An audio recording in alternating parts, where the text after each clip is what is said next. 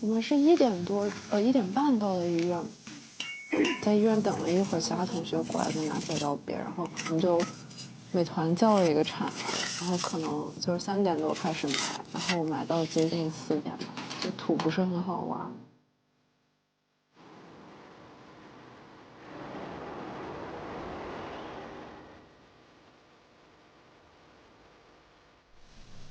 这个猫条上面是什么物品啊？我就参与2次买猫，一次是欧白，也是狗咬，然后第2次就是拿铁，就在那。就我之前一直觉得，就是经历流浪猫的去世这件事情，对，其实应该说对很多同学都是一个比较初次的那种经验，因为可能在上大学之前，家里不太会有这种就是离别的场面。在讲他们3个吗？哦，我就感觉他们3个就不是很适合。不过伍子棋的基因真的很强，就感觉他的仔每只都长得很像。但是白多多长得很像拿铁，但白多多脸比较尖，那他鼻子缺口的地方一模一样。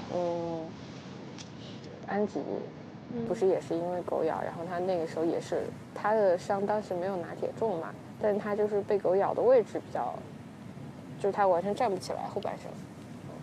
我在医院的时候，我们救下来的应该只有2哈。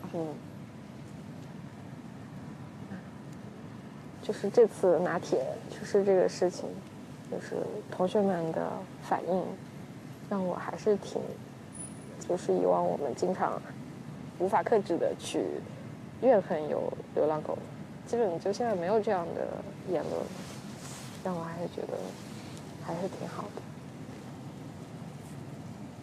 因为我们一直做的是流浪猫的救助，然后在时间久之后呢，可能会对流浪狗的存在就会觉得比较陌生吧。你要上来吗？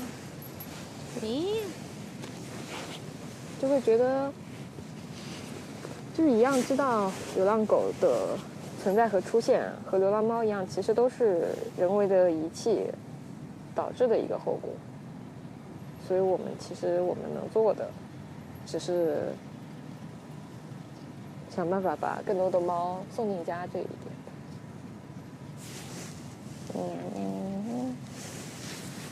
看什么呢？